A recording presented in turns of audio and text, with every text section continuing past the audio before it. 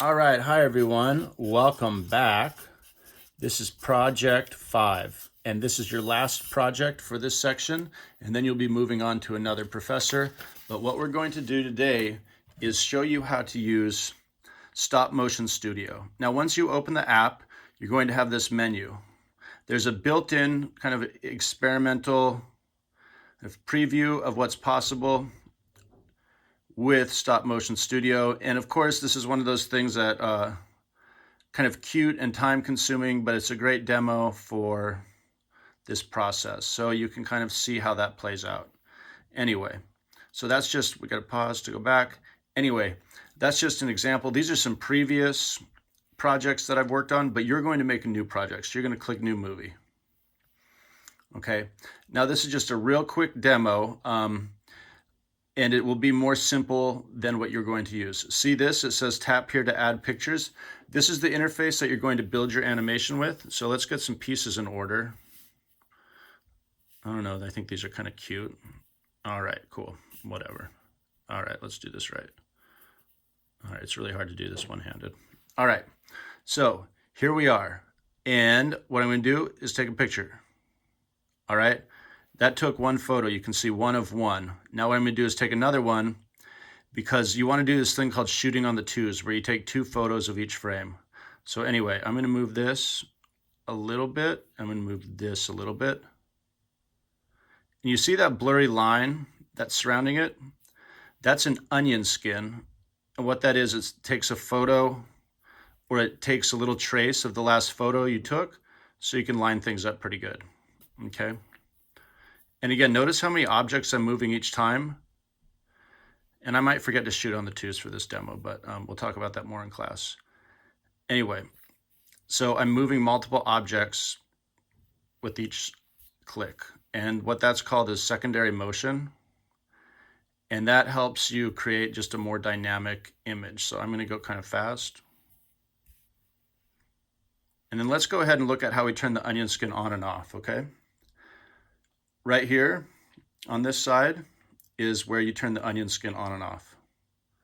So right here we see a lot of it, a little of it, and then all of the previous photo down here. So it gets a little confusing, honestly. Sometimes I can't figure out what's going on, and this is what's going on. This is the onion skin over here. That's what they call it in the business, okay? So what we're going to do is continue taking photos, and sometimes you can just move the camera in to get some dramatic effects. So right now I'm not even moving the animation materials, and what I'm going to do is move them back. Again, this is going to be a little scattered. And you might even end up using like a different setup. I'm just doing this handheld right now. You're going to see a lot of examples in the class folder. So here I am. We got like 25 frames. Let's go ahead and do some more just so you can see what's happening. All right, let's go over the interface a little bit more. All right, so I'm going to turn this onion skin off. So this obviously takes a photo. This right here is your timer, and you can set that timer. So what it does is, if you have a 5-second timer on and you click this, it's going to take a photo every five seconds. So let's see, it's at 3. So I'm going to go done.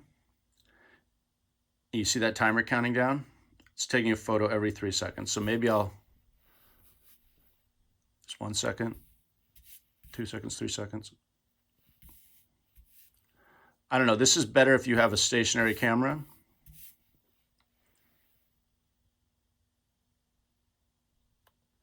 All right, we're going to stop. And so you've seen the timer, okay? You can adjust it. Hit done. And then let's go ahead and, these are all these different properties really specific to this app that we're not going to get into. This, I think, comes with the app that you purchase for $3 or $4.99. That's what I've done. I've used a few of the features, but not all of them. So it's up to you. If you get the app, you'll likely be able to do most of the things required. I don't recall exactly what's available on the free app, so you might need to upgrade. You'll find out along in the process. All right, this little play button is going to play what we've already created. All right, so that was a lot of work. what we're going to do now is go back to our interface. You see this button right here? We're going to go back and make some adjustments to our animation. So here we are. And again, that was done by clicking on this button right here.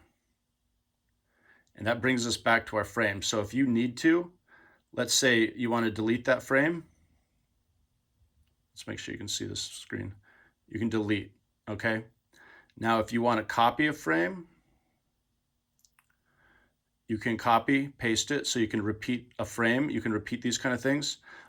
This project is just as much you being creative with some of the post-production, the way that you handle things. All right, so this is how you preview it. You hit the play. All right, and then you pause it, and you can add a voiceover with the microphone, and you can undo right there, like that might undo the frame that I deleted. Yeah, undo frame delete. So that's the undo button. This right here is the most important. See this little bicycle sprocket? That's our frame rate. That's frames per second. We're going to shoot at 12 frames per second. That's outlined in the assignment, detailed pretty clearly. And you can change the frame rate. So let's change the frame rate to 30 and let's see it.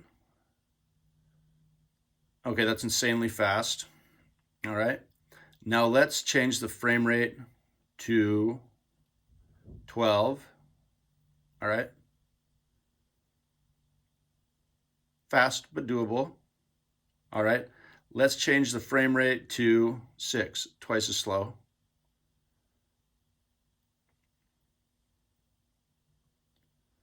Okay, that's actually a little bit better for this one because there was such strong dramatic motions through the demo, but look at how they're all moving around. That's really important. But we're going to shoot at 12 frames, okay? And I think it's set to shoot at 12 frames. And there's a process that we're going to talk about in class, but it's called shooting on the tubes. All right, cool. Here's a Project 5 review just to get the interface a little bit more clear for some people. Sometimes it's difficult.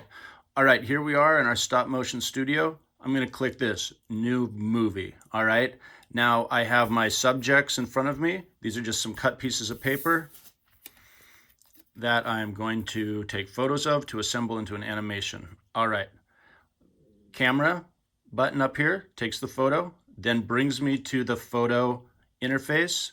Clicking this button, there we go. Down here are the amount of photos that I've taken that will make up the animation. So I have 4 so far.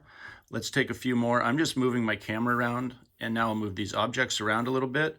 If you're curious about where the objects were in the previous frame, then that's something called an onion skin. So what I want to do is try to line these up as close as I can with the previous spots. So let's do a preview. So when you hit this play button right here, that's a preview of what you've done, or even a review actually. So here I am moving these around a little bit more, taking a photo each time. And remember how I mentioned that it's kind of, there's a way that we can get these objects to line up with their previous frame. This little ghosty image is called an onion skin, and you can adjust that on the side of the window here, okay? Right here. No onion skin, partial onion skin, no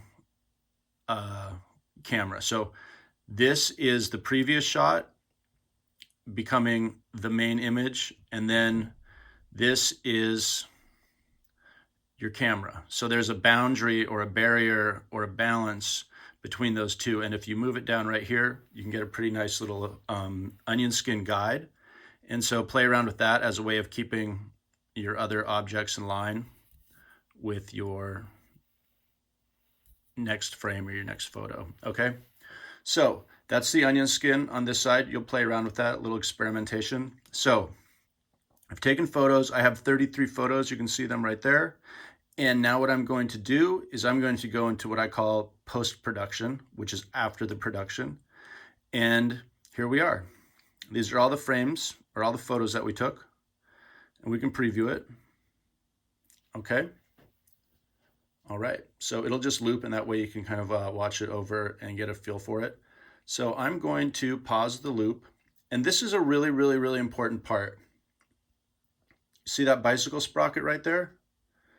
What that does is when you click on it, it gives you this option. So it's selected, see that little like timer almost looking thing? And what you're going to do is adjust these frame rates. This is a frame rate. It's frames per second. That's what FPS means. And right now our animation is only 3 seconds long. So at 12 frames per second, that's what we've been viewing it at. So there we go. That's 12 frames per second. Let's see what it looks like slower. So let's move this. See that little notch right there? We're moving that to 6. And now we're going to preview it. Yeah, a lot slower. So that just gives you an understanding of frame rate. But for your animation, you're going to do 12 frames per second. Okay? So there it is. There's this button right here that you can do a voiceover. And then there's also this button here where you can add images from your phone, audio, clips, things like that. Let's do titles and credits. You can pick, well, this is like the pay version. These are some schmaltzy, silly things. Let's avoid these, but I'm just showing you that it's there. Kind of wish I didn't, but now it's done. Okay. And that's that. You're all really smart with, you're all smart with smartphones and apps and stuff like that. So let's go ahead and do a real quick review. This is when you start your project, you click your camera to take the photos. You take multiple photos. You can see the different onion skin on this side. So you can see what your previous photos were, okay? And that way you can line it up with your other animation components, okay? Now I'm gonna bring that all the way up. So this is the onion skin on the side. And with this button back here, we can go into post-production, take a look at our frames. There you can delete, you can select, erase, merge. It gets a little tricky with the selection thing. I've just been having some issues with it. I think maybe it's 2 fingers. Anyway, I'll figure that out before class starts. So anyway, thank you for your time. And I just wanted to do a real quick review of what that project was all about. Some people just have an issue finding those different parts of the interface. All right, thank you.